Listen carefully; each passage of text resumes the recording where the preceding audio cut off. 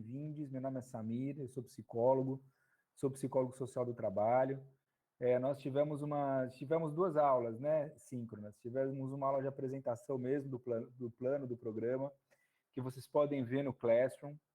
Vocês podem dar uma olhada lá. Ela não é aula gravada, síncrona gravada, é uma aula feita mesmo para apresentar, né, o plano, o programa e o Classroom. É muito simples. Meu AVA é basicão, né? Não sei se vocês têm familiaridade com o Google Classroom, Google Sala de Aula, mas ele é basicão, ele é muito simples de ver, até básico demais, né? Se você for comparar com o Moodle ou com outras plataformas. Mas acaba que ele é mais leve, né? E ele dá menos dúvida, assim, tem menos coisa para você errar, para você clicar. Então acaba sendo um pouco, às vezes, mais tranquilo para a maioria das pessoas. Tem isso, né? Tem os grupos de trabalho também, né? Da avaliação. Boa noite, Ícaro. Boa noite, né? Começar direito. Já temos quórum aí para começar, então, como tem alunos novos, né? Eu tô fazendo uma breve apresentaçãozinha aqui do que a gente já fez. Então, na primeira aula, a gente falou do plano, né? Não, Ícaro, eu estava começando agora a falar. Eu estava falando para o pessoal que chegou novo aqui, né, do Classroom e tal, e do que a gente fez aí. Eu apresentei o plano, o programa, e tem a videoaula 0, logo no primeiro tópico, né? Vou até botar aqui. Eu explico tudo isso, tá? Do plano, do programa. Então, quem chegou agora, dá uma olhada na aula, e aí fica tranquilo, qualquer coisa vai me acionando. Eu falo das avaliações, inclusive, também, né? Mas eu vou falar agora também. Eu vou falar. Então, mas o material está todo lá, os textos estão lá, tópico por tópico, estão no Swap também os textos e os vídeos. As videoaulas não, mas os textos e vídeos da disciplina estão no Swap também, tá? Quem não entrou no Classroom, eu coloquei o link aqui em cima no chat, tá? Para entrar, lembrando que tem que entrar com e-mail institucional, aquele que é o número de matrícula, @ifba.edu.br, senão não dá certo, tá? E aí tem o chat também do WhatsApp, que a gente tem se comunicado bem. Aliás, estou adorando, gente. Assim, acho que é uma turma bem solidária, sempre ajuda os colegas, as colegas, né? Então, às vezes, assim, tá lá uma dúvida, você já responderam e tal. Aí eu nem me preocupo, assim. Só quando eu preciso, que eu vejo que tem algum esclarecimento que eu preciso dar, eu vou lá e complemento, ajudo, né? Então, acho que Morgana, eu acho que um outro aluno, falou da avaliação. Eu vou falar um pouquinho das avaliações, então, tá? Nós temos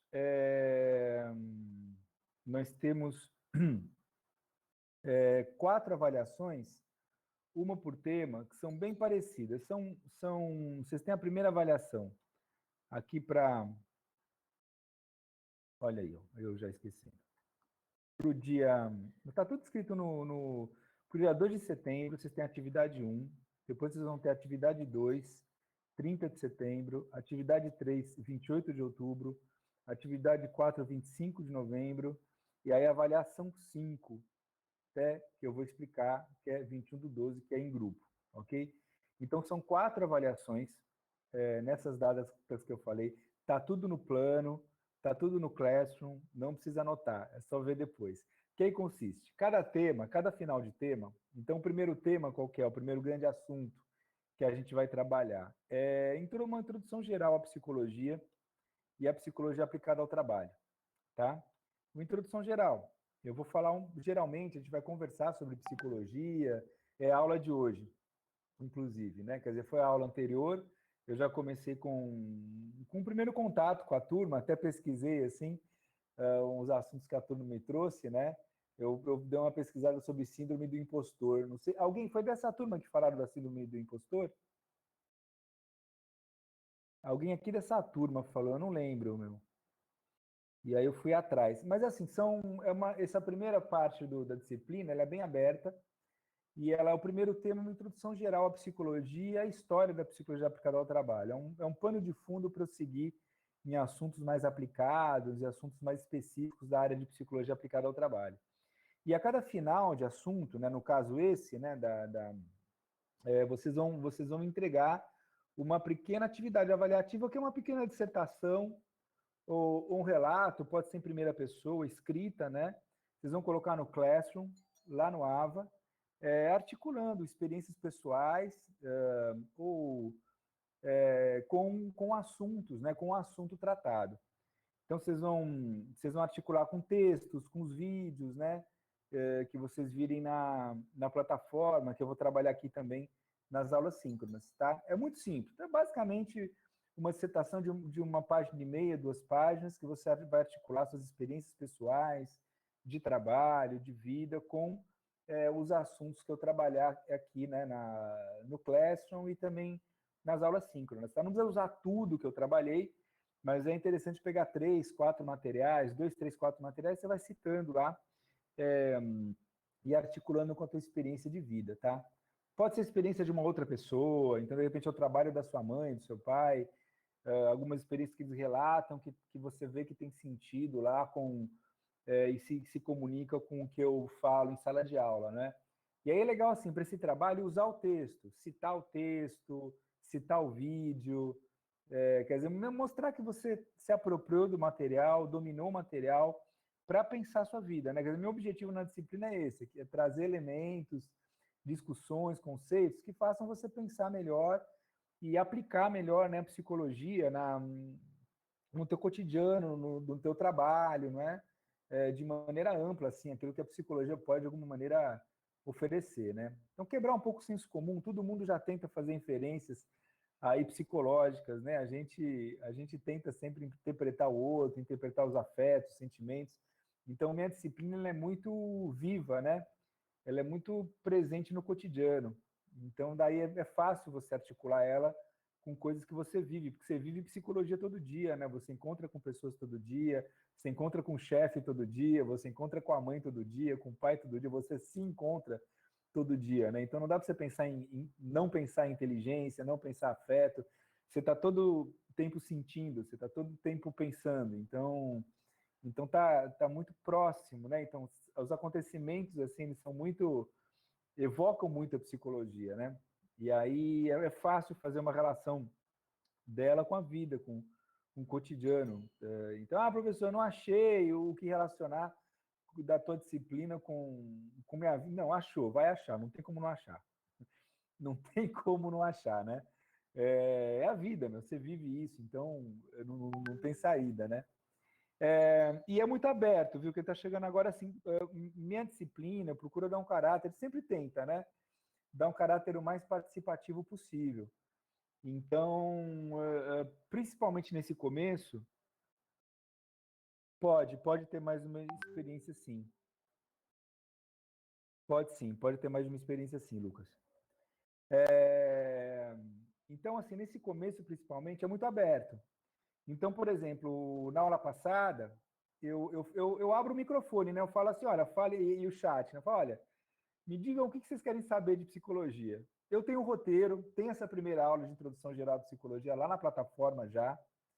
Então, procuro que essas aulas assim síncronas não sejam tão expositivas.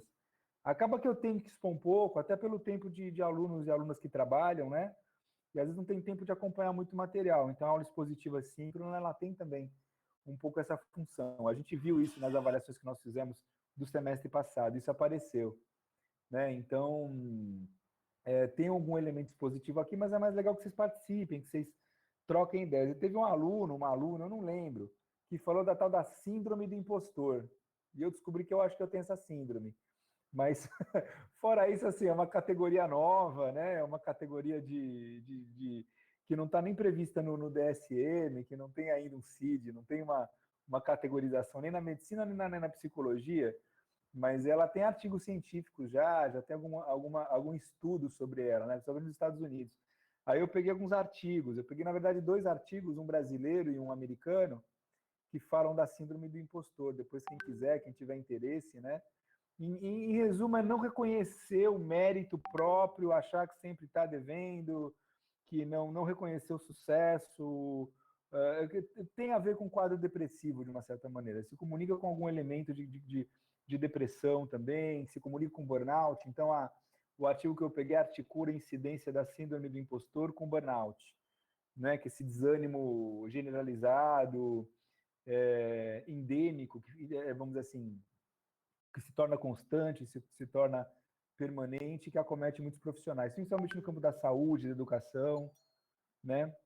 Então eu peguei 2 artigos, aí eu vou passar, depois eu passo aqui no chat para vocês, ou no WhatsApp que fica mais fácil, né?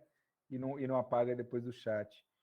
Mas então, vão perguntando aí da avaliação, vocês que chegaram agora, vê se está claro.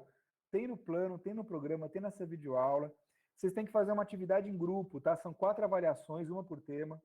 Então, os 4 temas que eu vou trabalhar: introdução geral à psicologia, saúde mental e trabalho, humilhação social, preconceito e assédio moral, grupos, poder e participação nas organizações. Depois tem um aberto, que é mais um fechamento, né?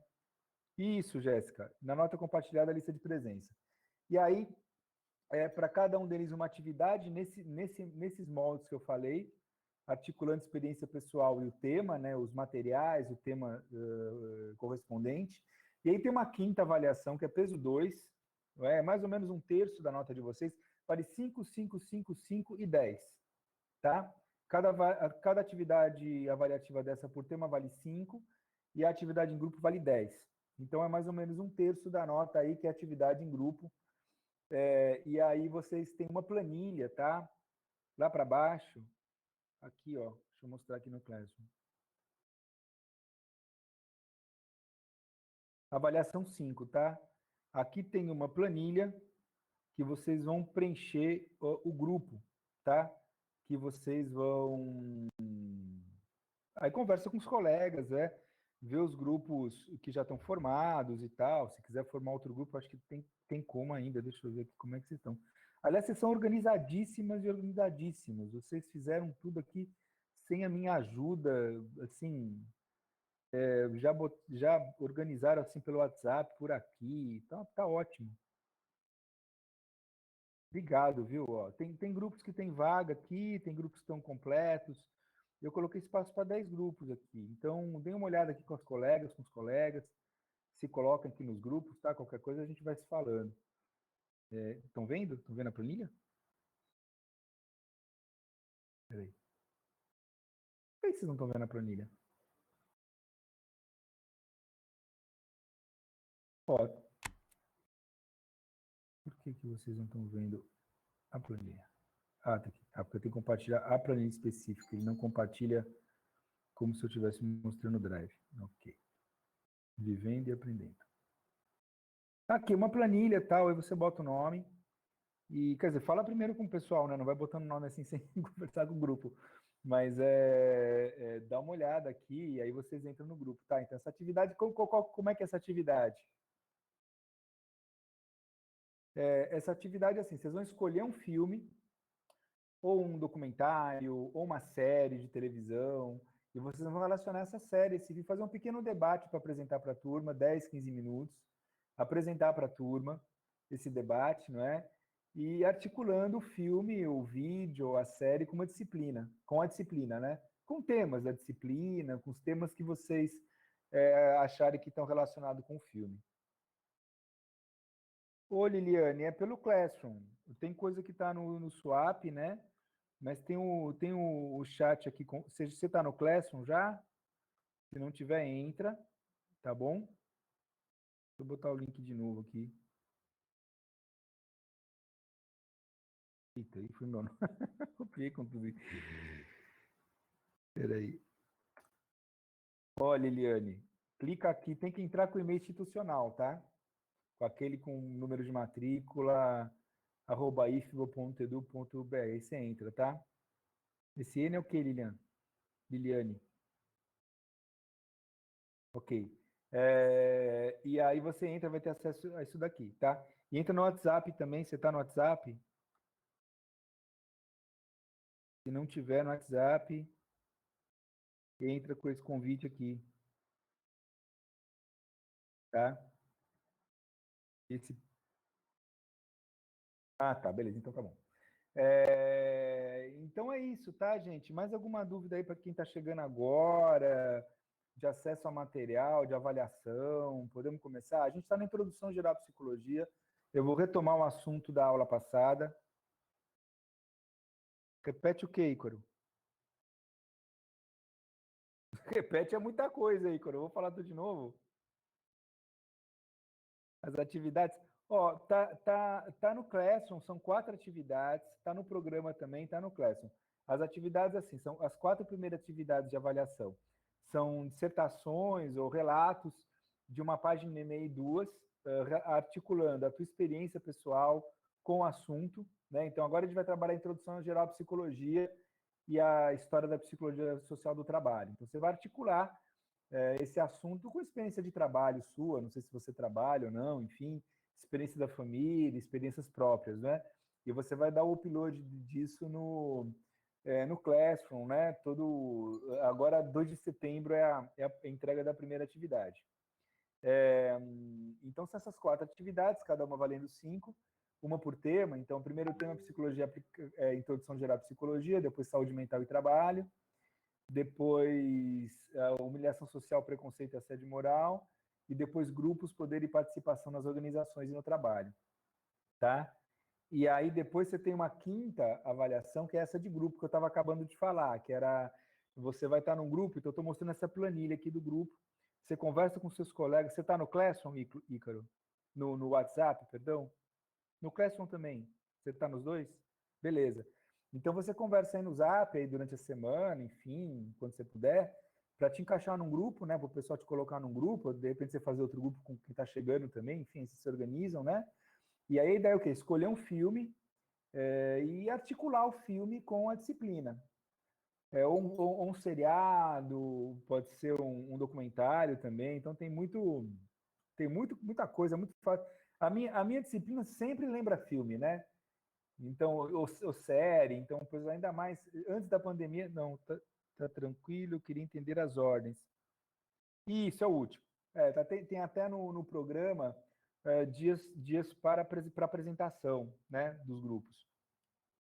E aí vocês dêem uma. Ah, já tô vendo que tem gente editando, legal. Ó, aparece as bolinhas aqui, tá vendo? Legal.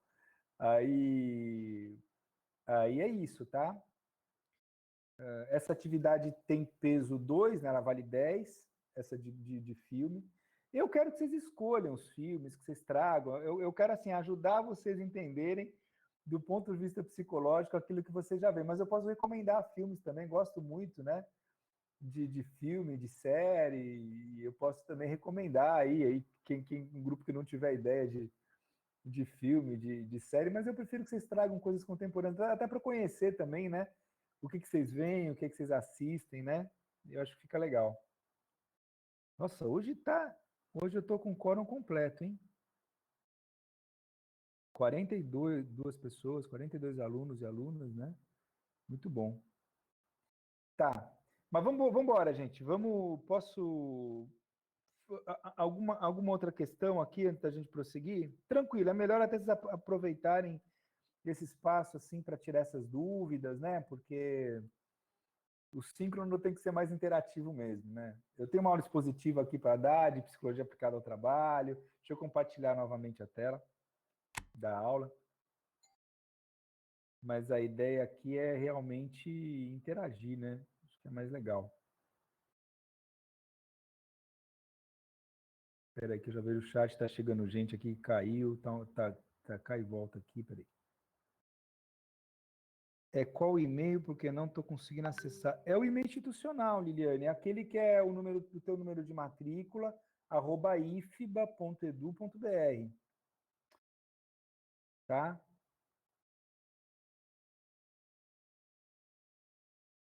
Tem dado certo. Na outra turma deu errado que o pessoal tentou com e-mail pessoal. Dá uma olhada se você não está conseguindo, porque está entrando com e-mail pessoal.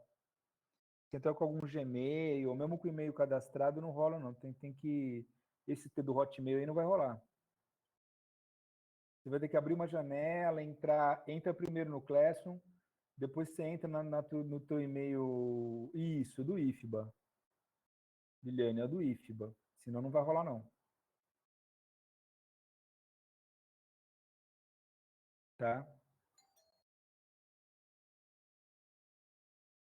Aí não sei, Liliane, tem que ver lá na TI, porque aí não sei. Tem dado, assim, os alunos têm conseguido, assim, ó. Vou mandar o link de novo para você, mas link do convite copiado. Ó, é esse aí, mas se você clicar aí, você vai ter que, eu não sei se por aqui, eu acho que é melhor assim, você copia o link, mas entra no, deixa eu fazer assim, ó. Ah, mas não vai dar, acho que vai dar errado também. Pessoas, convidar pessoas. Você tem seu e-mail institucional aí fácil para me passar? Passar aqui pelo chat? Passa ele aí, Liliane. Eu te faço o convite por aí, eu acho que fica talvez mais fácil.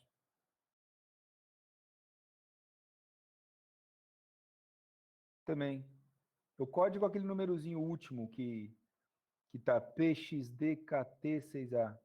Pronto. Me passa aqui, eu te mando o convite também.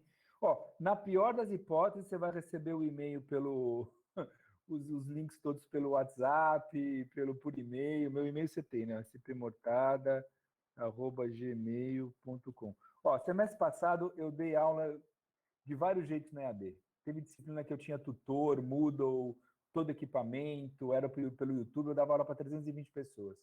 E teve disciplina que eu dei aula para 20 pessoas, que era e-mail e Meet. Ponto. Texto pelo e-mail, encontrar as pessoas pelo Meet. Rolou. Rolou. Era a disciplina de pós lá na USP, a galera lia o texto, a gente discutia no Meet, me mandavam dúvida por e-mail, rolou. Então, assim, vai rolar. Você vai ter contato com os materiais, você vai ter contato com os textos, você vai ter contato comigo, você vai ter por onde entregar as atividades. Então, não tem jeito. É a dor e a delícia do EAD. Não tem jeito de não chegar a informação. Só se tiver alguma hecatombe, assim, um desse. Manda um e-mail para mim, Liliane, eu faço o convite.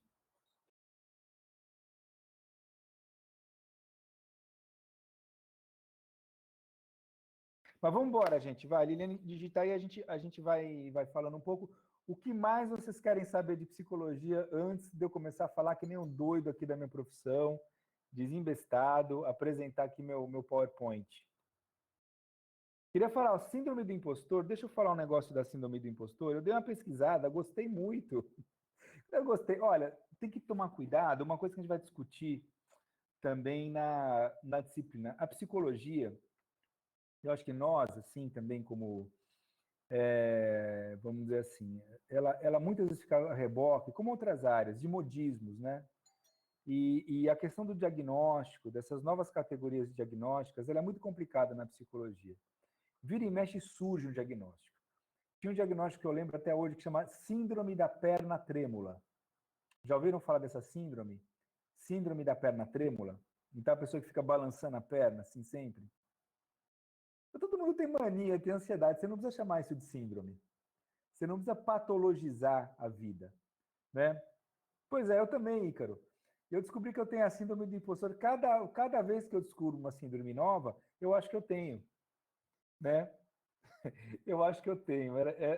Era muito. Oh, valeu, Ilan. Era muito engraçado, né? Porque quando eu estudei na faculdade psicologia, psicopatologia, então a gente tem 2 semestres, né? De psicopatologia, de aprender o que é neurose, psicose, histeria, é, esse tipo de coisa.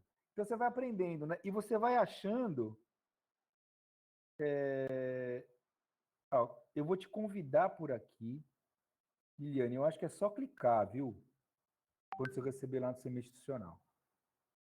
É, então você fica achando que você tem tudo, que você é histérico, psicótico, autista, esquizofrênico, você acha que você tem tudo, né? Porque as patologias, na verdade, elas não criam nada no indivíduo novo. Elas são, na verdade, características, traços que a gente opera, que a gente usa. E tá a coisa do autismo, né? Vamos pegar o autismo, o espectro autista, que é um diagnóstico muito complexo e muito multifacetado. É difícil diagnosticar o autismo, e principalmente assim, sacando que o autismo, ele tem muitas variedades, assim, né? Ele se manifesta, então um autista não é igual ao outro, né? Essa é outra questão, a questão da hereditariedade na psicologia. Isso é um outro debate, Ícaro. Mas assim, então você fica achando que você tem tudo, porque realmente você tem tudo. Você tem um pouquinho de tudo. Paranoia. Então, autismo, que tem uma característica comum do autista, é uma dificuldade de interação com o outro. Né? Mas isso é muito genérico. Às vezes você não quer interagir mesmo com o outro, você desvia o olhar, então todo mundo tem isso em alguma medida. Né? ficar no mundo interno, né? Você ficar tendo delírios, fantasias. A fantasia é parte do psiquismo, da parte afetiva e cognitiva. O fantasiar, ele é necessário, inclusive, né? Para tudo, para o trabalho. O trabalho, ele pede fantasia. Ele pede uma apropriação que é criativa, que é fantasmática, no sentido de fantasia, não é?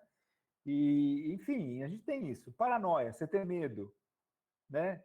Então, uma paranoia é um medo exacerbado. Síndrome do pânico, ela não está criando nada em você. Ela está, na verdade, por uma via, por experiências, ela potencializa algo que você já tem, que todos nós temos, na verdade, né? Então, por exemplo, a síndrome do impostor. A ideia é que você nunca está fazendo alguma coisa que é boa o suficiente, aí você deprime, você... Quem não tem isso, né? Quem não tem isso? Então, por que a gente está reagindo dessa maneira numa sociedade que cobra, que te vê toda hora, que trabalha por metas? É óbvio que as pessoas estão... que vai ter gente que vai ser pega por aí, né? Que vai se vulnerabilizar, fragilizar, porque não está achando nunca que está fazendo o suficiente. Mas é um diagnóstico muito novo esse. Tem poucos artigos, eu achei, pela pesquisa breve que eu fiz da semana para cá, e é um diagnóstico novo, mas vivem se criando diagnósticos, sabe? Se eu queria enfatizar, tem isso da psicologia, nós temos um pouquinho de tudo e uma certa pressa também de criar categorias diagnósticas novas. Síndrome da perna trêmula, síndrome não sei do que, do sei que lá, vocês vão pegar muito isso, então tem que tomar um certo cuidado, porque isso pega muito a nossa fragilidade, a gente quer entender o que a gente tem, não é? E aí tem essas síndromes de moda, assim. Não estou nem falando que a síndrome do impostor não pode ser, de repente, um diagnóstico mais sério, tal, enfim, mas a gente sempre, que é da área, fica muito reticente com esses modismos, sabe? Uma coisa é um avanço teórico, conceitual e tal, mas o avanço na ciência você faz mais lento, você precisa verificar mais, entender melhor, tem consensos de censos, não é? Então, por exemplo, vocês querem ver um diagnóstico complicado? Controverso, TDAH. Já ouviram falar, né? Transtorno de déficit de atenção e hiperatividade. Alguém já deve ter tido aqui, com certeza. Ou tem, né? TDAH, é muito famoso, bombou. TDAH nos anos 90, 2000, bombou. Transtorno de déficit de atenção e hiperatividade. Então, déficit de atenção, o cara não presta atenção, geralmente é com criança, né? Você diagnostica criança, e aí hiperatividade, não para quieto e não presta atenção. Então, nos anos 80 não tinha isso. Nos anos 80 chamava menino bagunceiro, moleque que não para quieto. Você dava uns tapas, né? No menino bagunceiro, botava de castigo. É errado, né? Não tinha ECA, não estou defendendo essa prática, pelo amor de Deus. Mas não era tido como uma doença. É diferente você chamar o menino de bagunceiro do que você falar que ele tem TDAH. Ele tem uma síndrome que tem que ser tratada por um médico, um psicólogo, um especialista. É bem diferente.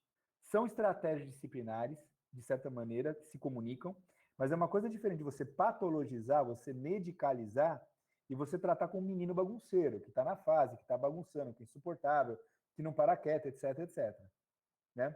Então, você tem uma tendência à medicalização, a tornar objeto da medicina, não só da medicina, mas da saúde de uma maneira geral, quadros que não necessariamente seriam medicalizáveis, seriam doenças. Pra vocês terem ideia, na França não existe TDAH. Não tem esse diagnóstico. Eles falam, isso não existe, isso não tem fundamentação, o diagnóstico disso é frágil, teoricamente, cientificamente, não tem, é criança bagunceira mesmo. Você tem outras formas de tratar isso, que não é por Ritalina, por exemplo, não é por remédio. Né? Já nos Estados Unidos, os caras vão lá, está diagnosticado, medica, prescreve metilfenidato, prescreve remédio para crianças que têm TDAH, enfim. Então já tem uma radicalização aí do diagnóstico. Mas vocês veem que essa questão ela é uma questão acadêmica, científica, não tem consenso. Tem uma longa discussão sobre o diagnóstico e as validades dele. Então você pega uma.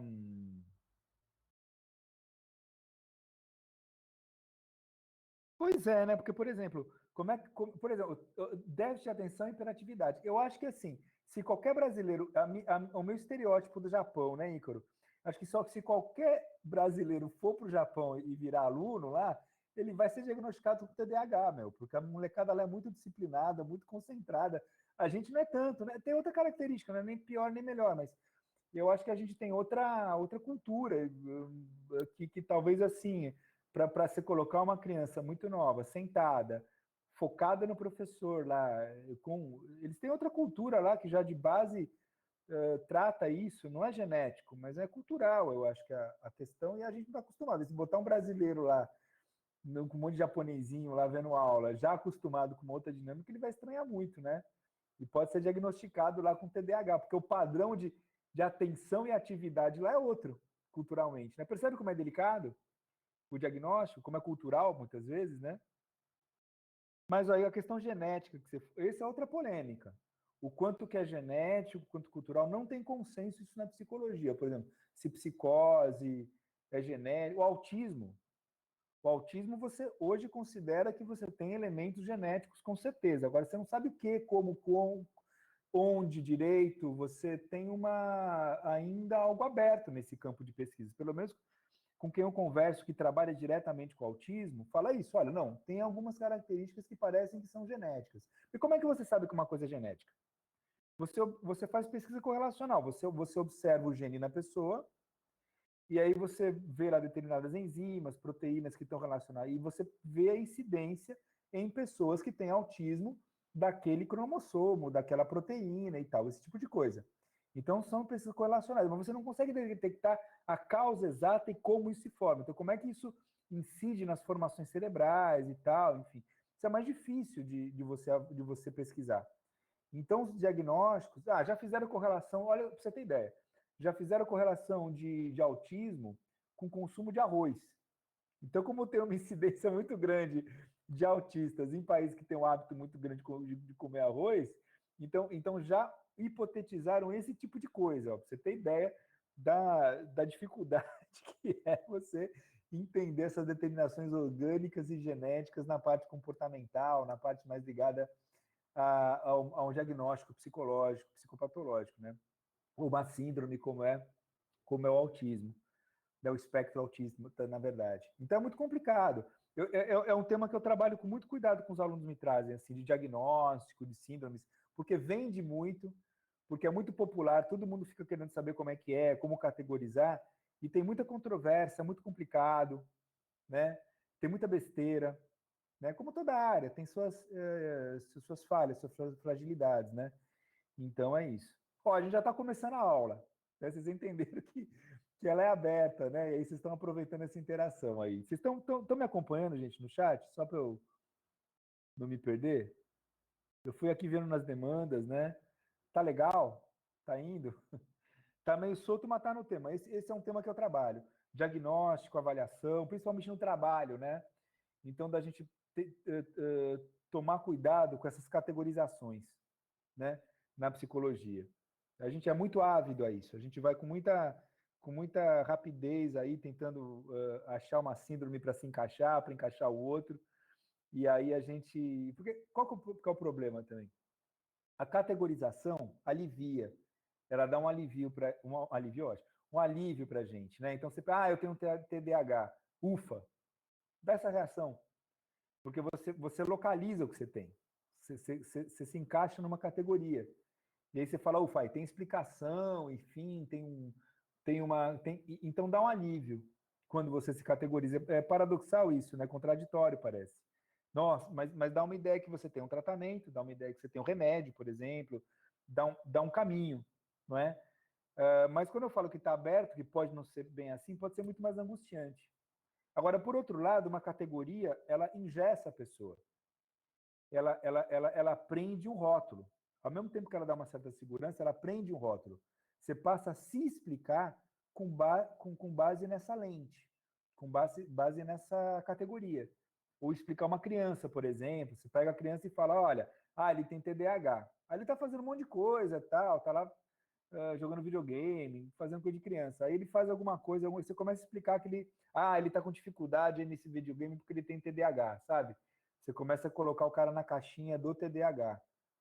E assim você começa a fazer isso com você também. Então, as categorias psicológicas, psicodiagnósticas, elas são muito perigosas também. Ao mesmo tempo que elas têm utilidade, elas têm uma certa...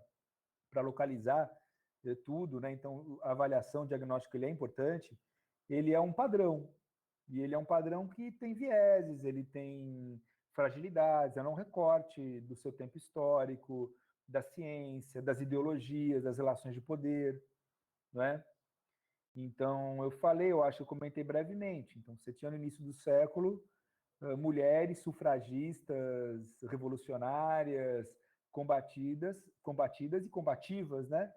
Que eram diagnosticadas como tendo síndrome de desobediência, de... Oh, quer ver um diagnóstico interessante? Draptomania. Como é que se escreve?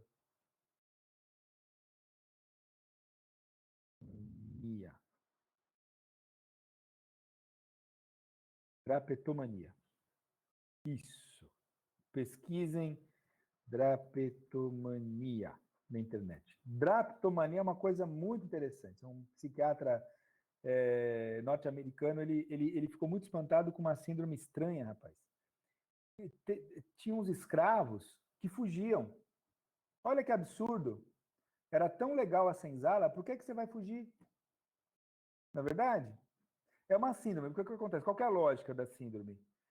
Tá fora do normal. Então, se você tem lá uma senzala com 200 escravos e 20 fogem, 10%, poxa, teve 180 que ficaram, né? Porque iam ser mortos, iam ser barbaramente torturados, mas teve 180 que ficaram.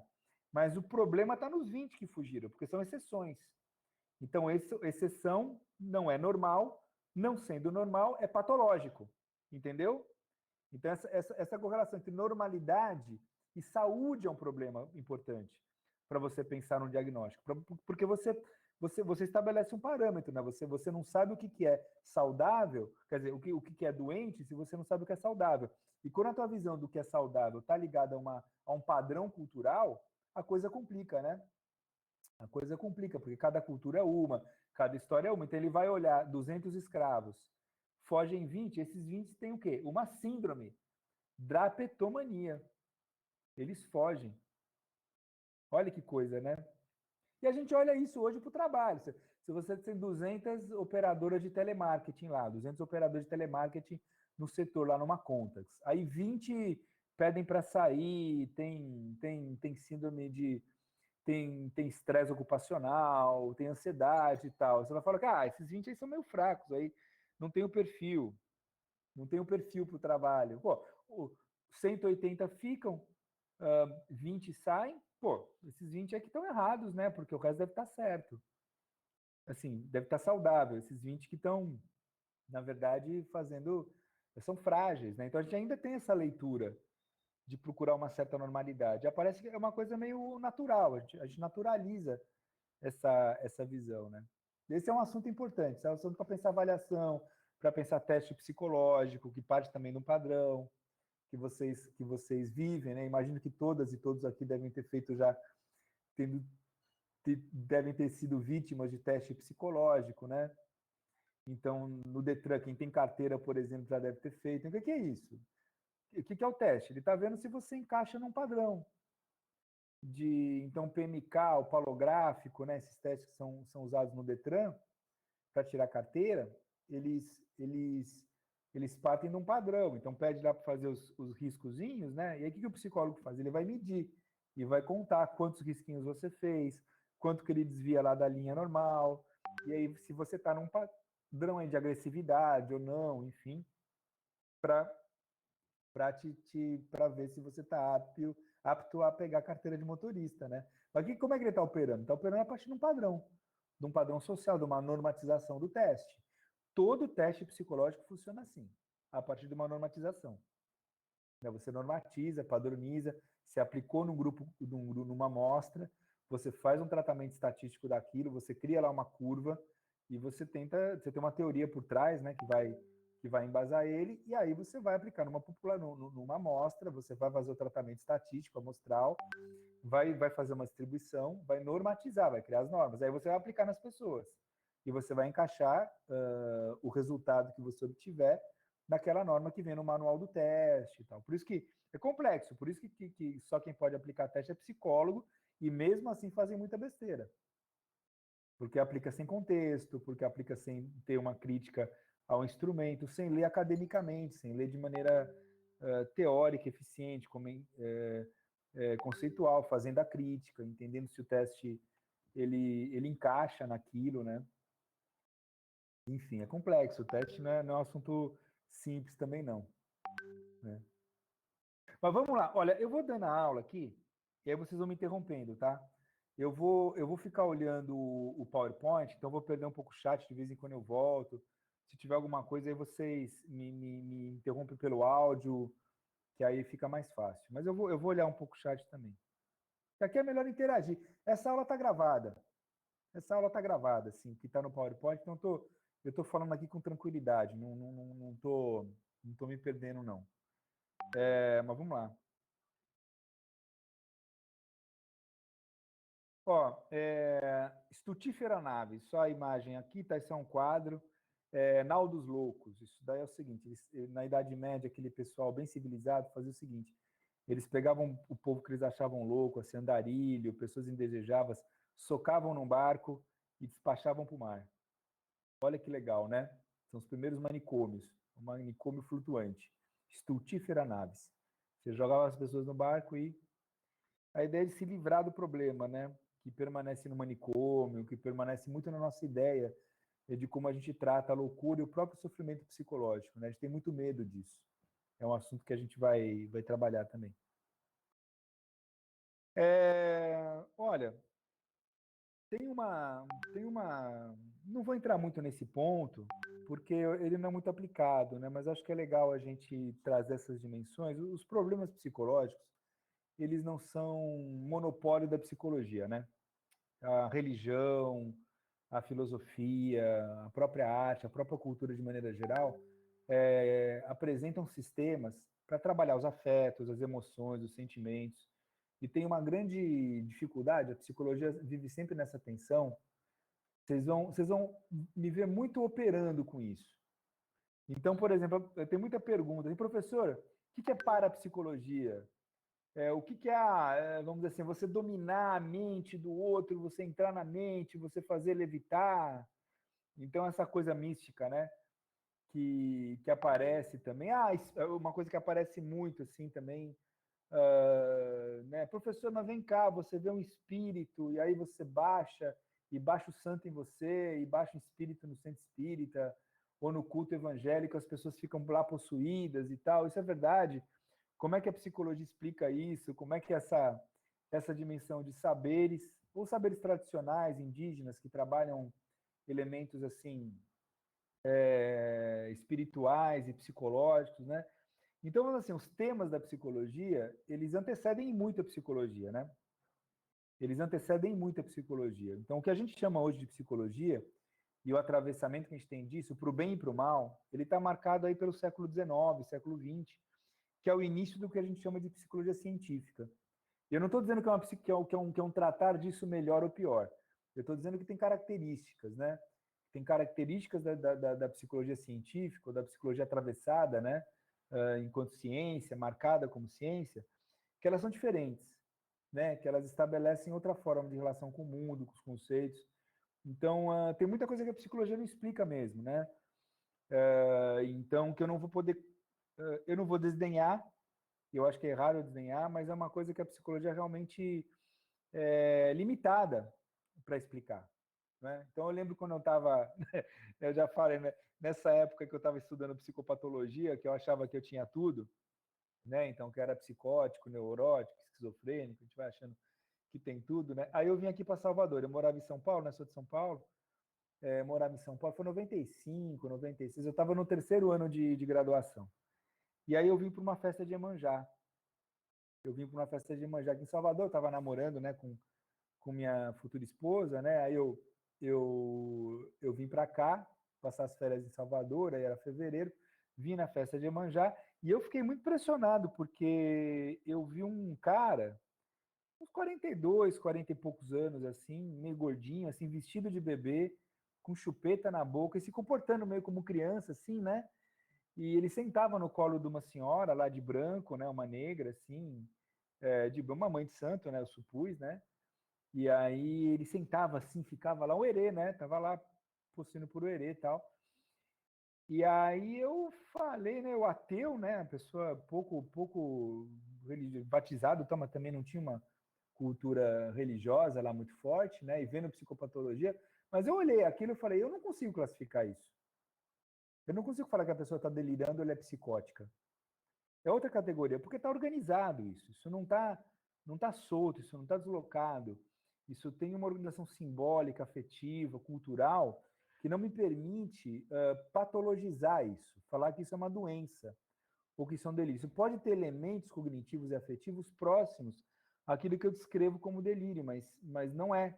Qualitativamente é outra coisa. Né? Então a psicologia, vamos dizer assim, ela pode, vamos dizer assim, tentar compreender, mas é muito limitada, ela tem que tomar muito cuidado em não patologizar e não diminuir essas experiências, não é? Existenciais tal. Claro, tem um conflito aí. Tem epistemes diferentes, saberes diferentes. Não dá para dizer que não tem um conflito epistêmico, não é? Mas é uma coisa que é separada, é complexa, é discutida, não é? E eu não vou dar conta de responder muitas das perguntas aí de temas assim afetivos, emocionais, religiosos a partir da psicologia, porque a psicologia não dá conta mesmo, né? Então essa marca, né? Quer dizer, para vocês terem ideia, o marco histórico, né? Que é assim, todo curso de psicologia assim, de introdução vai dar um marco histórico aí do final do século XIX, do laboratório do Wilhelm Wundt, né? Na Alemanha. O surgimento da psicologia científica é um laboratório, né? Olha que coisa esquisita. Um laboratório de psicologia. Laboratório você pensa em uma coisa mais de biologia, de química, né? Tubo de ensaio, sei lá. Minha ideia de laboratório é sempre essa, mas era um laboratório de psicologia, então a psicologia fazendo força para se encaixar num esquema mais assim de observação, experimentação, mensuração, quantificação. Isso até hoje. Eu vou passar um artigo para você científico sobre síndrome do impostor, que tá lá quanti, ele vai entrevistar e tal, e tentar isolar variáveis, comparar variáveis, fazer correlações. Então, isso é uma cara que vem daí, da ideia de ciência, do século XIX, século XX, de verificabilidade, de acúmulo de conhecimento, né? De generalização, né? Então, é generalizável, né? Quer dizer, são ideias kantianas, são ideias do positivismo lógico e estão na marca de qualquer ciência, ainda hoje, né?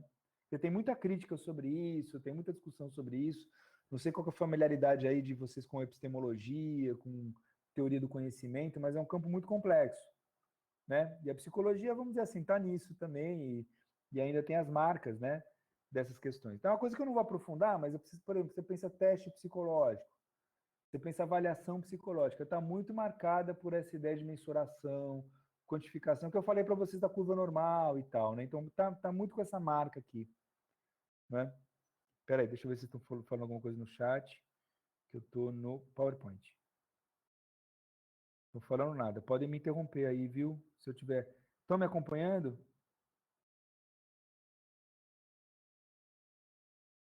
Não, gente? Beleza.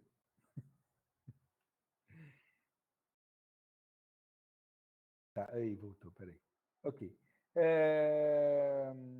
E aí você tem uma demanda, vamos dizer assim, da psicologia, nessa época de final do século XIX e século XX, que é uma demanda... Como é que surge a psicologia? Como demanda profissional e como demanda científica, né? Como temas de estudo, como um campo de estudo, um campo de conhecimentos, né? Que vai sendo estabelecido, como a sociologia, como a ciência política, antropologia, né? Quer dizer, vão surgindo a partir daí, dessas ciências aí do final do século XIX, início do século XX, com uma marca assim da ciência da época, e a partir de uma demanda profissional, né? De uma demanda profissional, de demandas profissionais da psicologia. Então, a gente é demandado também como profissional, né? Também não vou entrar de maneira forte nisso, é uma coisa que vocês terem um pano de fundo para daí a gente prosseguir nos temas todos que a gente vai trabalhar, né? Então, tem três... Bom, demanda, assim, tem uma tentativa...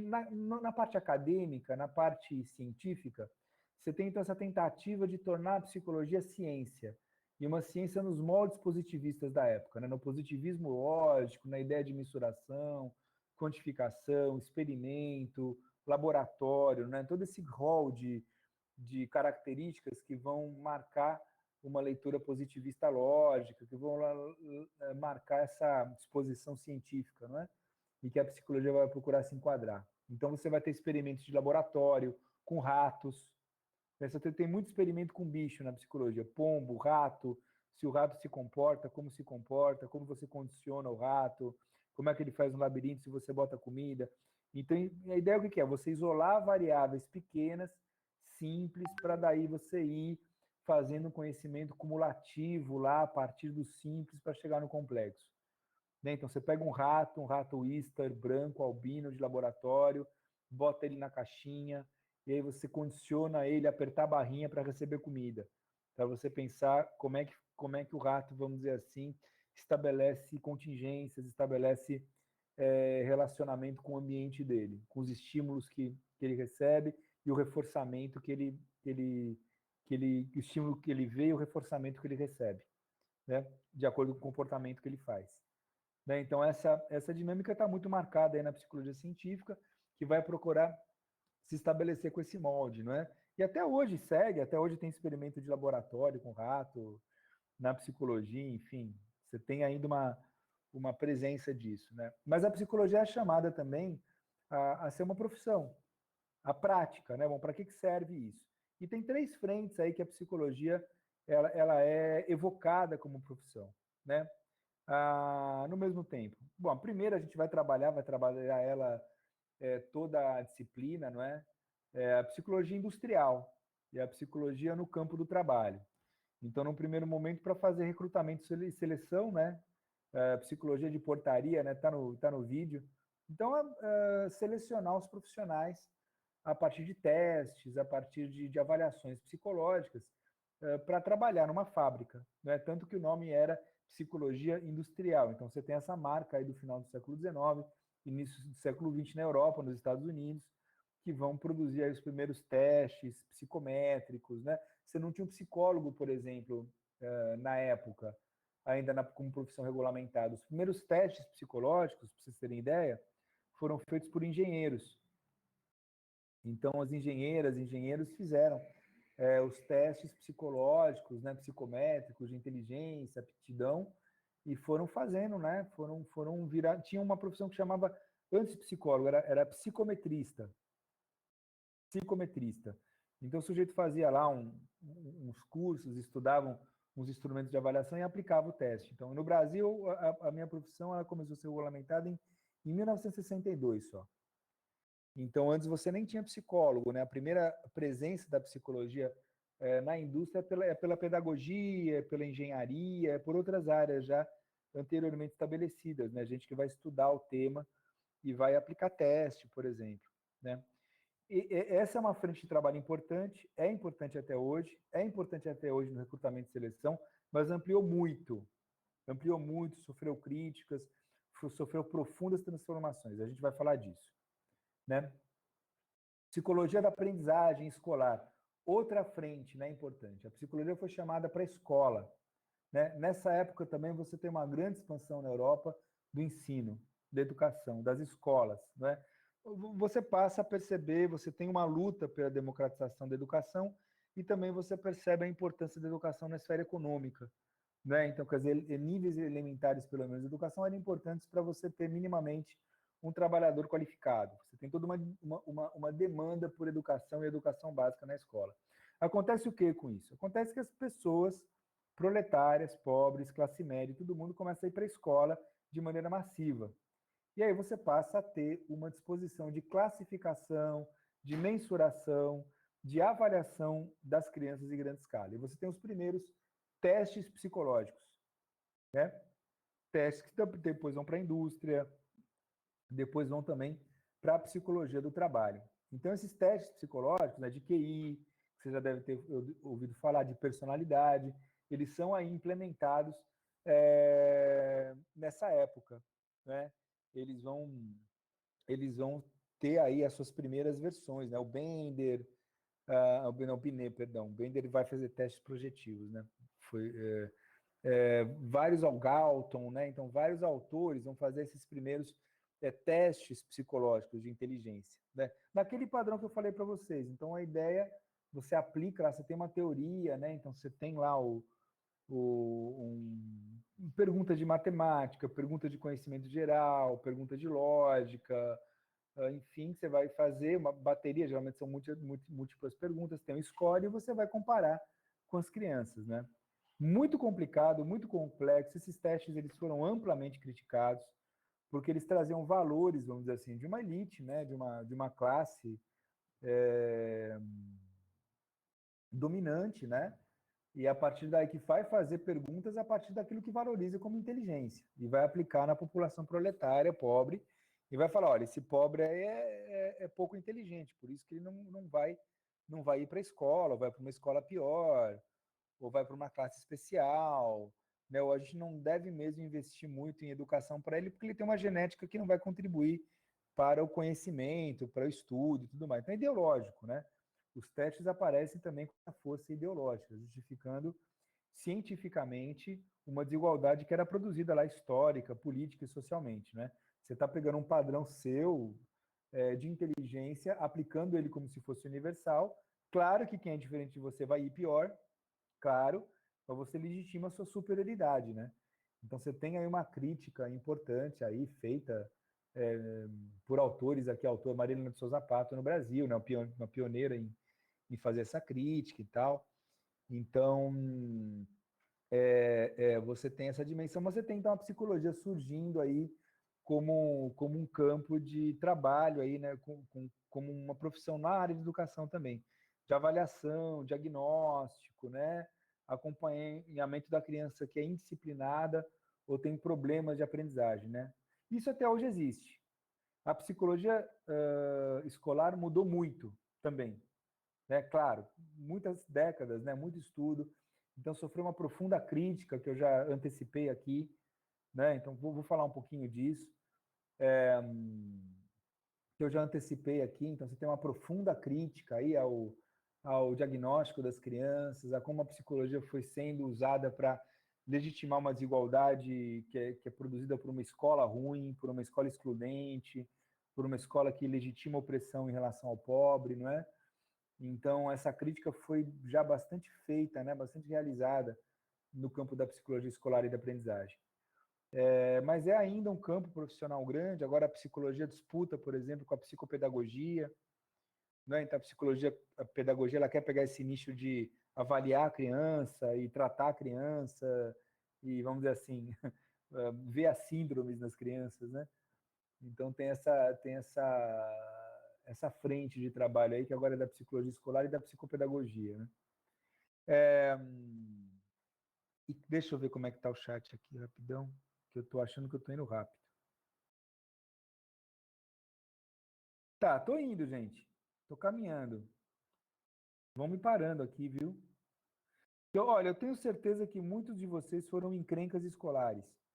Eu tenho certeza que muitos de vocês foram diagnosticados com TDAH, a mãe se preocupou, chamou o psicopedagogo, o psicólogo, o psiquiatra. Eu mesmo já fui encaminhado. Fizeram, na minha época não tinha tomografia computadorizada. Eu fiz uma eletroencefalografia, que é você bota uma massinha, eu acho que não tem mais. É um condutor e você bota os fiozinhos e começa a fazer uns gráficos assim da sua atividade cerebral. Não deu nada. Eu continuei bagunceiro, não adiantou nada. Ainda bem que não me deram remédio, não me deram Ritalina porque não tinha na época. Então era a década de 80, né? 84, 85, eu me safei dessa. Mas já tinha essa ideia de medicalização, já tinha essa ideia de mandar a criança bagunceira pro neurologista, para esse tipo de coisa, assim, né? É complicado, é uma coisa muito polêmica, né? Mas E aí uma outra frente, obviamente, aí eu acho que mais famosa, é a clínica, não é? É a clínica. E aí a clínica muito naquele modelo do Freud, né? Não é à toa que eu dei o texto do Freud para vocês lerem. A clínica de consultório. Então, uma das primeiras frentes também de trabalho, junto com a psicologia industrial, a psicologia escolar, né? É a psicologia clínica. Então, a gente hoje, eu acho que a área ainda mais forte de atuação do psicólogo é a clínica de consultório.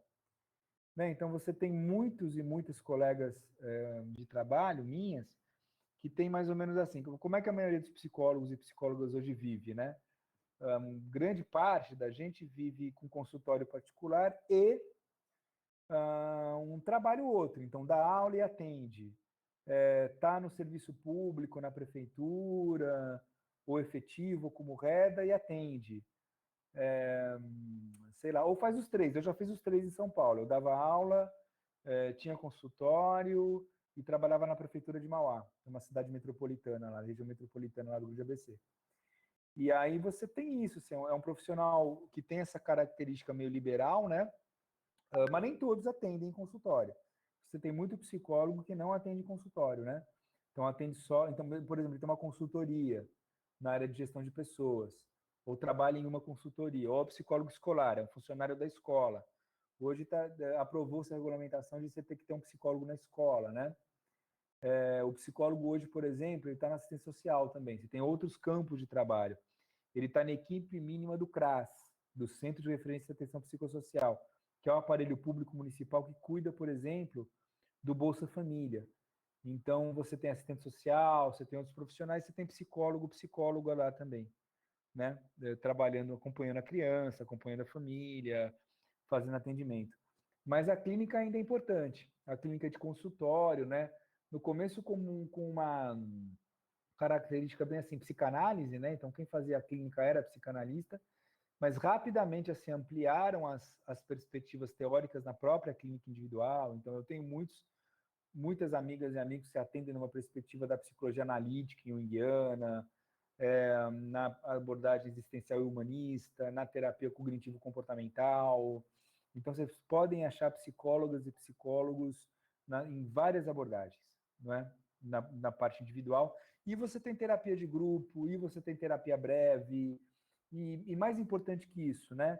A ideia de clínica foi ampliada na psicologia, né? Hoje a clínica ela está inserida na grande área da saúde, não é? Então você tem uma psicologia hoje, você tem a psicologia hoje compreendida como uma profissão da saúde. Nós somos profissionais de humanidades na área da saúde, no campo da saúde. Isso é muito rico. Isso, na minha opinião, é bem interessante, porque nos compromete também com uma visão de SUS, com uma visão de saúde pública, de aparelho de saúde. Então, você sai do consultório, sai de uma ideia meio burguesa, né, meio elitista até de atendimento, se você pensa em atendimento popular, você pensa, na verdade, no acesso da psicologia para mais gente, mais pessoas, né, implicada numa discussão de saúde. Importante, né? Você passa a trabalhar de maneira mais coletiva. Então, psicólogo ou psicóloga ainda faz um trabalho importante de consultório, mas a gente atua muito hoje e tem que atuar na esfera do grupo e da instituição. Então, em psicologia do trabalho, isso é muito importante. Um psicólogo do trabalho hoje bom, ele não pode ficar só no consultório, aplicando teste, fazendo avaliação psicológica, ele é limitado. Se ele está fazendo só isso, ele com certeza está fazendo menos do que ele poderia fazer, ou porque ele não tem espaço na empresa, ou porque a formação dele não permite, ou porque o escopo não permite, mas ele está limitado aí na atuação profissional dele, né? Ou por vontade própria, ou porque não estão deixando ele fazer mesmo. Porque a psicologia hoje ela tem um caráter assim de olhar também não só o indivíduo isoladamente, mas ele em grupo, ele institucionalmente, não é? Na sua perspectiva, né? Nos seus afetos, no seu pensamento, né? Isso a clínica, então você hoje pensa o psicólogo, mesmo na clínica, como alguém que é um profissional da saúde. Então ampliou muito também, né? São essas três áreas tradicionais que passam a ampliar muito, assim, a partir assim, da década de 70, 80, né? Então hoje você tem uma psicologia bem distinta, ainda essas áreas são importantes, são influentes, vocês vão encontrar, mas é importante por quê? Porque vocês vão encontrar psicólogos e psicólogos muito marcados por isso daqui. Vocês vão encontrar muito psicólogo que faz recrutamento de seleção só, vocês vão encontrar muito psicólogo na escola que só avalia, vocês vão encontrar muito clínico, né? Enfim, só no consultório. Vai ter isso também. Mas a psicologia hoje é muito mais ampla. Vocês vão encontrar profissionais, colegas que vão fazer muito mais do que isso. E a gente pode fazer muito mais do que isso, né? Então, por isso que eu marco isso. E na psicologia do trabalho, né? Isso é muito importante.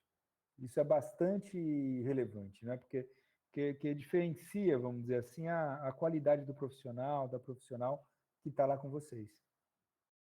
Bom, mas vamos lá. Ai, caramba, não.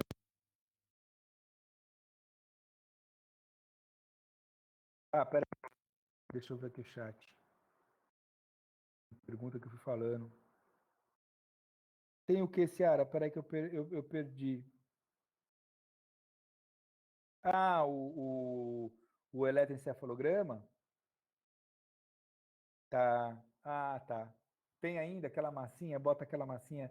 Você trabalha na área da saúde, Ciara?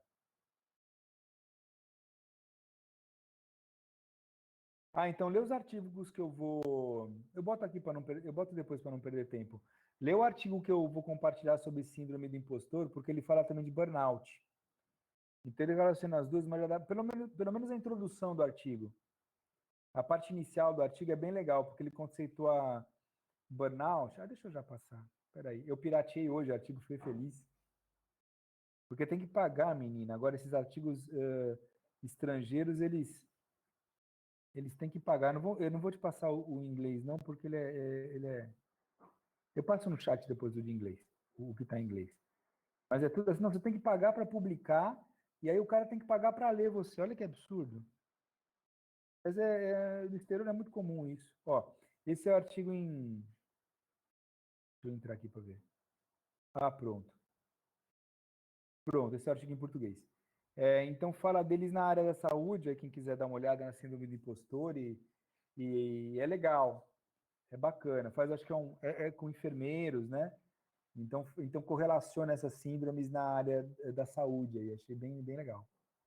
Olha, vamos tratando, eu busco artigo aí para vocês, o que eu tiver, né? Eu gosto de pesquisar, de pegar um tema novo, e às vezes, assim, pelos alunos, você vai descobrindo coisa. É claro, eu não vou saber de tudo, né? Eu sou um professor generalista, eu dou uma aula de introdução à psicologia. Então, tem muita coisa na minha área que eu não vou saber responder, né? Que eu vou ter que pesquisar, olhar. Então, síndrome do impostor mesmo, eu não sabia, eu tinha ouvido falar, mas eu fui atrás. Mas aí a gente vai aprendendo. O importante é assim, você vê hoje em dia, mas eu fiquei feliz, eu tenho uma filha de 13 anos, né? Ela estava aprendendo a detectar e a fazer a crítica das fake news, né? A pegar na internet, assim, verificar a fonte, verificar a procedência, a confiabilidade, a validade de uma informação. Isso é muito importante, isso é ciência.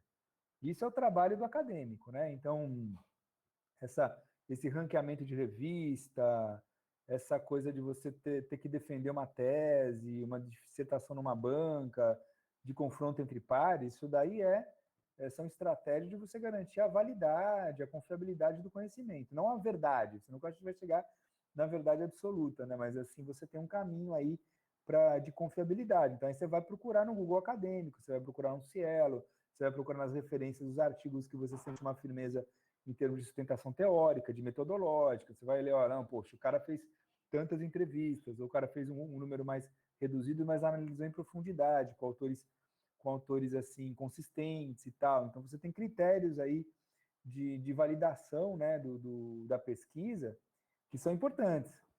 Que aí você sai do senso comum, você sai aí de um achismo, você sai de uma reportagem, você sai desse outro tipo de informação que a gente parte disso, não tem como não partir disso, mas você tem que aprofundar, né? Você tem que pegar e para trabalhar, para pensar no assunto, tem que ser mais criterioso, né?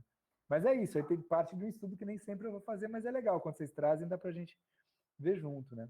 Ó, então um pouco do assunto que eu acho que eu já comentei, né? Deixa eu voltar lá na apresentação. Peraí, caramba. Peraí. Cadê você a apresentação? Ah, tá aqui. Ó, então aquelas práticas, né? Eu falei para você, já falei, né? Isso aqui é o palográfico. Vocês já fizeram isso? Deixa eu ver o chat aí. Vocês já fizeram isso aqui?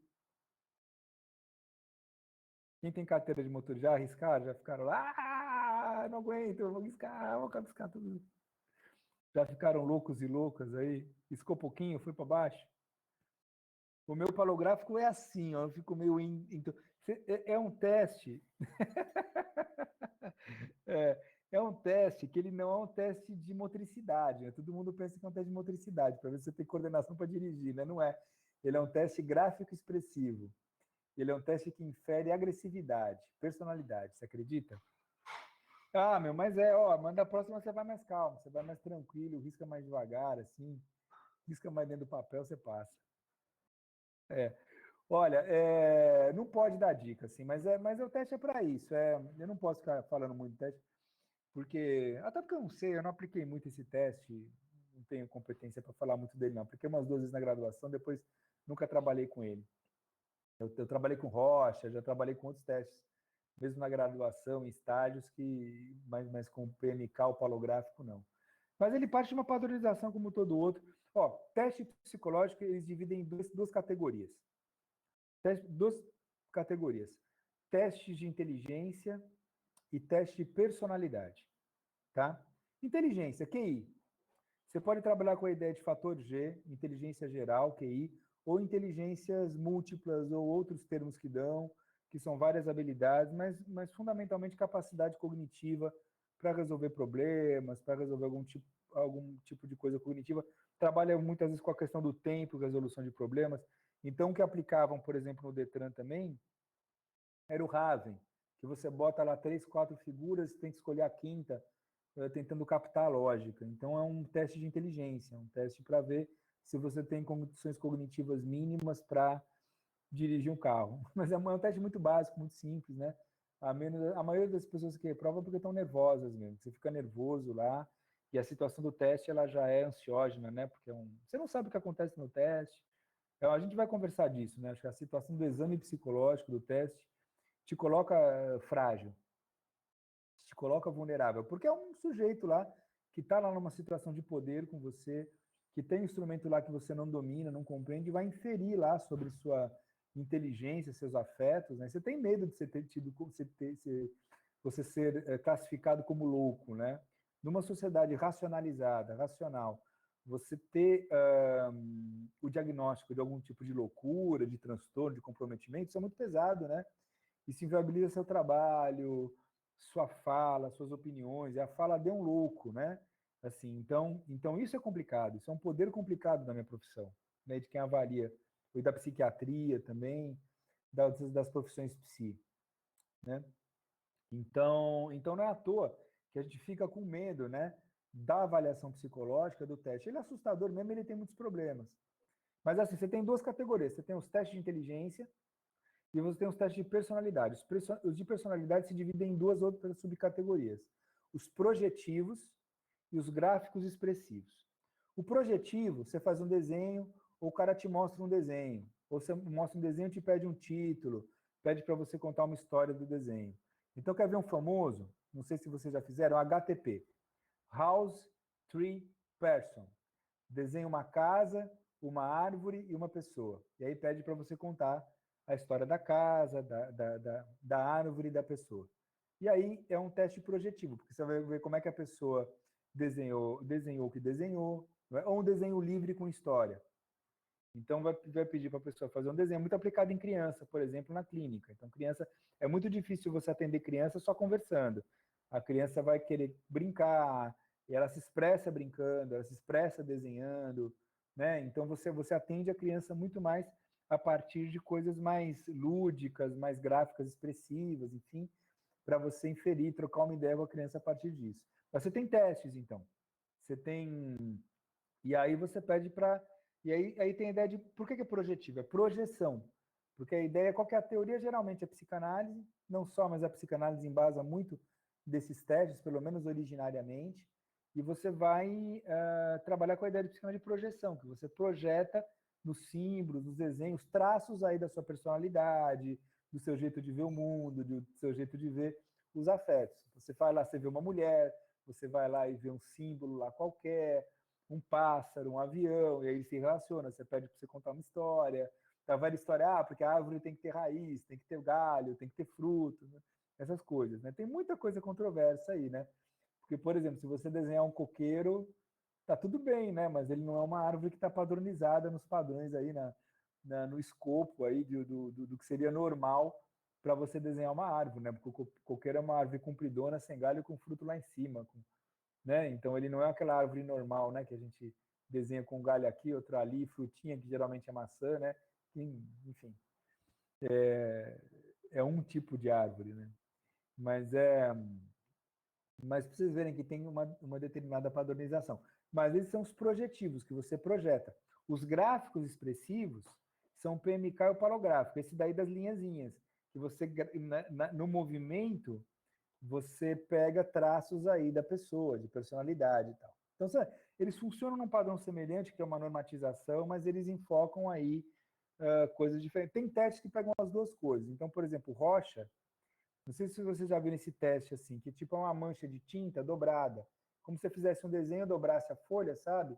Então fica um desenho simétrico, e são 10 pranchas, 10 desenhos desse de tinta, você mostra para a pessoa e pede para ela, você pergunta para ela o que ela está vendo.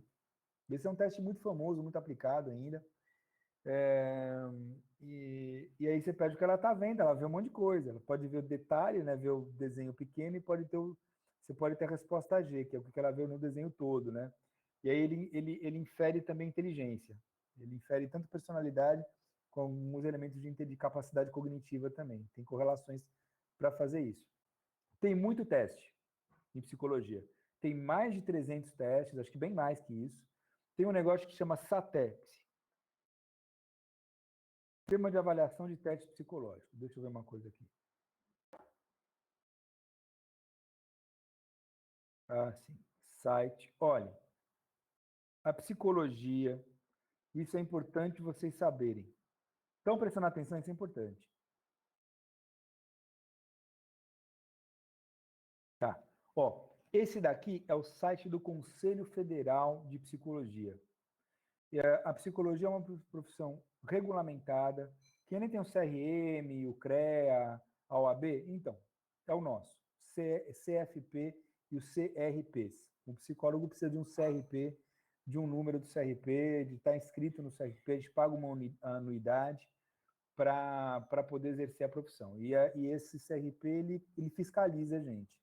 E ele é um conselho, eu acho que muito interessante, porque ele não é corporativo, ele vai atrás do psicólogo, da psicóloga, quando ele está fazendo alguma besteira. Ele não é policialesco, ele não é uma coisa assim persecutória com o profissional, mas ele fiscaliza, é a obrigação dele, é a função dele, ele fiscaliza testes. Deixa eu ver aqui no SATEPS.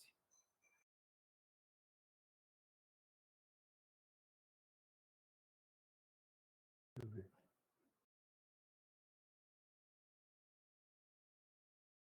Cadê isso? Mudaram o site. Depois eu dou uma olhada. E eu mando para vocês.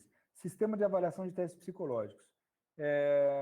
Na verdade, assim, é uma plataforma, é um espaço que eles vão avaliar os testes. Como é que é feito um teste? Um teste, sei lá, tem um. Ô, Ícaro, valeu, meu. Eu gosto da minha área, meu. Eu falo empolgado, eu acho importante, acho que faz a diferença assim, na vida das pessoas, né? Tem sido muito valorizada, né? Acho que as pessoas têm hoje mais condição de procurar psicólogo. Então, quando eu dava aula antes, o pessoal achava que psicólogo era coisa de maluco, então tinham vergonha de falar que estavam fazendo terapia, fizeram terapia. Eu acho que hoje não é mais assim. Eu acho que fazer terapia é um sinal de força, de que quer se conhecer melhor, de que encara a questão psicológica como uma questão de saúde também, não é? Séria. Então, acho que é legal. É ruim assim, as pessoas estão procurando mais psicólogos e psicólogas porque elas estão ficando mais malucas, né? Porque o mundo está mais maluco. Então, isso acho que é o lado ruim. Péssimo, né? Mas a psicologia está sendo valorizada, eu acho que é uma coisa importante, bacana e é uma área interessante, assim, né? Eu gosto. Acho que é importante no campo do trabalho. É uma profissão profilática, então, assim, eu vejo muitos de vocês vindo e com traumas de teste psicológico, de ter feito um teste psicológico, uma avaliação psicológica e não entrando no emprego, talvez por causa dela, e não tendo essa crítica também, não entendendo que a avaliação ela tem problemas, não é uma coisa simples, né? Não é uma coisa simples. Mas então, assim, olha, o SATEPS, esse sistema, então, o que acontece? Então, sei lá, o cara vai fazer um mestrado, um doutorado, fala, eu quero validar esse teste aqui norte-americano, ou desenvolver um teste, porque tem isso, tem um problema de importação de teste, né? Porque a maioria dos testes é estrangeira, então tem que adaptar para a cultura brasileira, que não é uma coisa fácil, se adaptar um teste de uma outra cultura para cá, ou para outro lugar qualquer, entendeu? Teste brasileiro para outro país. A gente não sabe a cultura, não, né? Então você pega esse teste, você vai lá, você aplica lá numa amostra, padroniza, cria o manual, e esse teste é avaliado depois pelo CFP, por especialistas. Então, o próprio PMK, o psicomiocinético, que foi muito tempo usado no Detran, ele passou um tempo na geladeira, assim, ele passou um tempo sendo reavaliado, foi reprovado, e aí passou por uma reavaliação. Eu acho que faz tempo isso já, eu acho que já foi reaprovado, né? Mas você tem uma produção de testes e você tem uma avaliação de testes pelo Conselho Federal e Regional de Psicologia, né? Outra coisa, se vocês estiverem sendo submetidos a uma entrevista psicológica, a uma avaliação psicológica, é obrigação do profissional te dar uma devolutiva. Ele não precisa te dar o relatório todo, técnico, que ele vai fazer, porque tem coisas específicas, tal, mas ele tem que te dar uma devolutiva. Ele tem que falar para você, olha, não, o que você achou? Se você perguntar, ele é obrigado pelo CRP a te dar uma devolutiva, tá? Uma vez eu fui fazer uma seleção na Embraer e eles se aplicaram um teste com 300, 400 pessoas no auditório.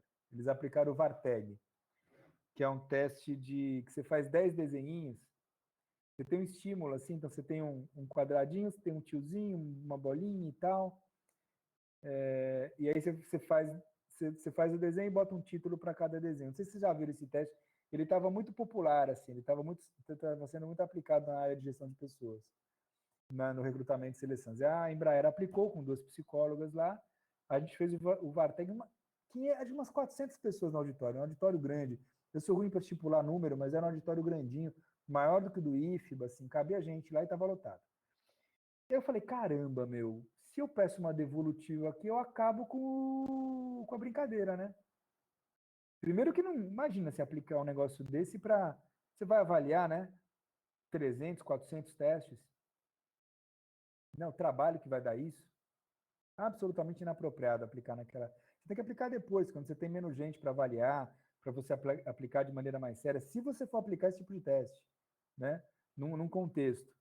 E aí eu quase levantei a mão que eu ia ser eliminado, né? Mas não passei de qualquer maneira, mas se eu brincar, eu fiquei com medo, né, de me expor. E aí, mas eu falei, cara, se eu faço essa pergunta, eu acabo com a seleção, né? Eu acabo com a seleção, porque eles iam ter que dar devolutiva para 400 pessoas do VARTEG, eles têm que marcar para 400 pessoas, porque tem que ser individual, né? Você não vai dar uma devolutiva em grupo, em massa, né? E aí, enfim, se vocês quiserem complicar um psicólogo aplicando um teste em massa e já tiverem desencanados de passar na seleção, você pede uma devolutiva. E fala, senhor, é obrigado pelo seu Conselho Federal a me dar um retorno do exame que o senhor vai fazer para mim. A gente é obrigado.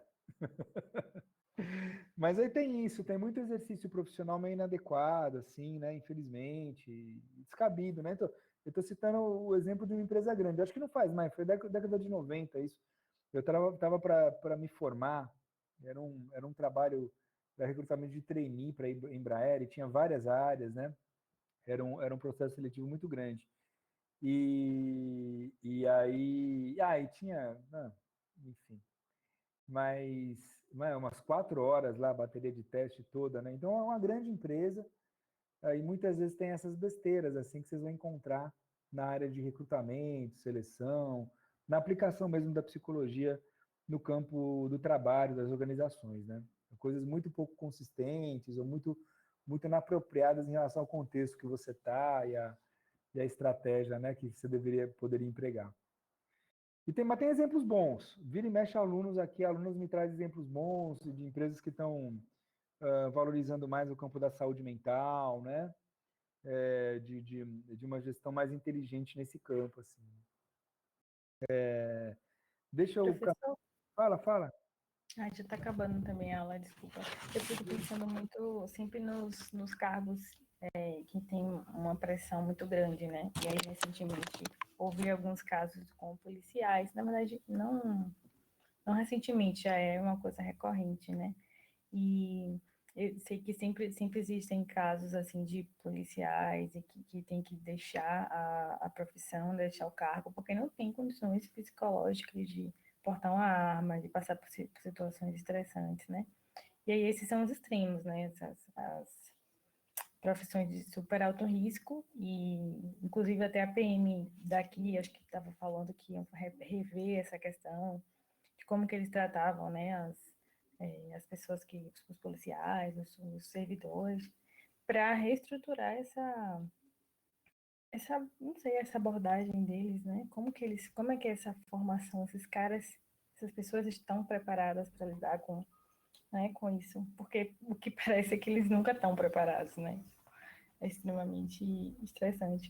E aí, saindo desse extremo que é um funcionário que trabalha com arma, que trabalha com pessoas com situações violentas, chegamos também em ambiente de empresas mais normais, digamos assim, mais tradicionais, mas que pessoas que chegam a extremos também por aparentemente muito pouco, né? Mas por virem ali guardando muitas situações de assédio, de várias coisas, de colegas, de superiores, enfim.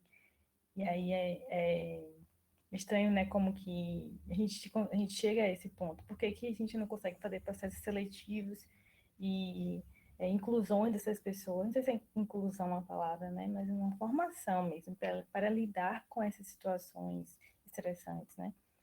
Lá onde eu trabalho, a gente fez recentemente teve uma palestrinha assim, sobre inteligência emocional, né? Justamente ensinando como a gente que lida com o cliente todos os dias, não chutar o pau, né? E ficar enlouquecer, porque coisas muito pequenas que a gente não percebe acabam levando a gente a um estresse muito elevado, né? Então a gente vai ali acumulando também, poxa, o cliente fez isso, vocês fez o que ele se esforçou tanto, não sei o que, isso que lá, e aí o cliente fez isso, tipo, a culpa não é sua, né? Não levar as coisas pro pessoal. Então, eu falei, sair um pouco da questão dos testes, na verdade, mas muito da formação também. Mas acho que tem que ser um conjunto, né?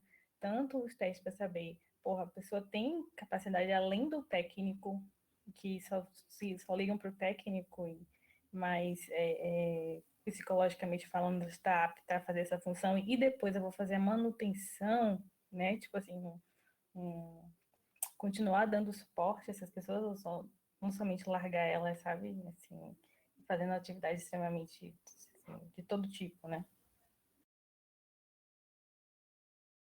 Estou aqui anotando, Daniela, porque eu quero procurar uns artigos sobre saúde mental e da polícia, na polícia civil, militar, Pô, e massa. eu vou tirar umas coisas sobre estresse ocupacional. Eu tenho, isso aqui eu já tenho, isso aqui é fácil, mas de polícia acho que não tenho muito. Agora, olha, eu tenho alunos da PM e de outras polícias, já tive, não sei se você conhece, você falou isso por conta já de algum conhecimento próximo aí, pessoal, né? Você é... Não, foi. Assim, o meu pai é da polícia, só que federal. E o que eu lembrei foi esse recente que aconteceu na Barra, que o cara foi morto. E no é, interior também teve esse ano, tipo, num curto espaço de tempo, houve dois casos, assim, bem críticos, que acabaram em morte. uhum. Eu tive uma aluna, quando eu coordenava um curso de psicologia, que tentou se matar, né? Assim, ela entrou na PM, ela tomava muita medicação, ela tentou suicídio. Tem muitos casos aí de adoecimento psicológico, né? Do campo da PM está na linha de frente, né? A PM me tanto faz sofrer, tanto o soldado ele vai lá e comete violências, né? Mas numa polícia que está muito ligada a uma contenção social, de você ir na favela e, e matar e tal, enfim, tem tudo isso que a gente vê, percebe, né, no campo da polícia. Então um profissional que vai depender como ele tá, ele atirou nas pessoas e atiraram nele, né? Foi uma tentativa, foi pesado, né? E tentaram se apropriar do caso para politicamente, né? Vergonhoso, assim, lamentável. E na verdade eu fico muito assim, porque também são jovens, né? Não sei se tem algum policial aqui, se tiver não precisa falar, porque às vezes a pessoa quer uma descrição nisso, né? Eu entendo também. Mas eu tenho já tive muito aluno aqui da PM, enfim, e são jovens também que estão lidando com o estresse de maneira muito presente, muito intensa, né? E que nem você falou, Daniela, sem o suporte adequado, né? Sem a devida estrutura psicológica. Uma coisa que a gente vai trabalhar também, Daniela, acabou a aula, né? O pessoal está chegando, mas só para fechar, que é muito importante isso que você falou, vou até retomar. O trauma psicológico, o sofrimento, se você que está trabalhando então numa área também de vendas mais estressante, né? ele vai se dando aos poucos. Ele não é que nem uma perna que você quebra, você caiu e quebrou. É na hora, né? É mais semelhante a uma contaminação química, que você está lá trabalhando com mercúrio, com chumbo, todo dia.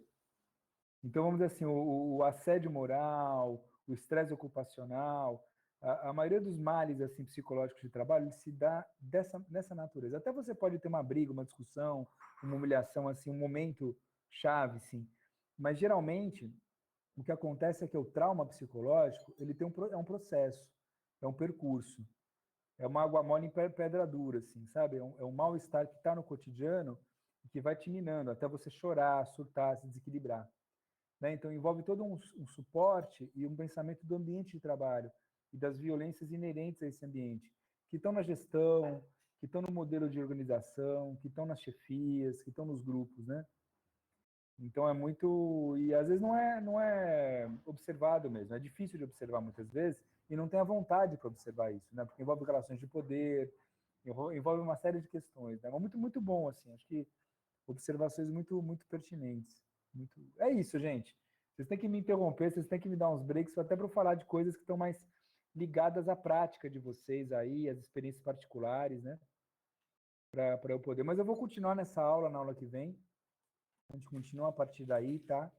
E vai nessa mesma dinâmica. Essa aula, ela tá, eu acho que com muito menos graça, mas ela tá lá na videoaula 1 também. Vocês têm um tempo para ver ainda para a gente conversando. E eu vou botar, acho que um podcast. Vocês estão lendo já? Como é que está a leitura do texto do Freud? Alguém começou? Alguém... Ah, depois eu falo. Tá bom, deixa.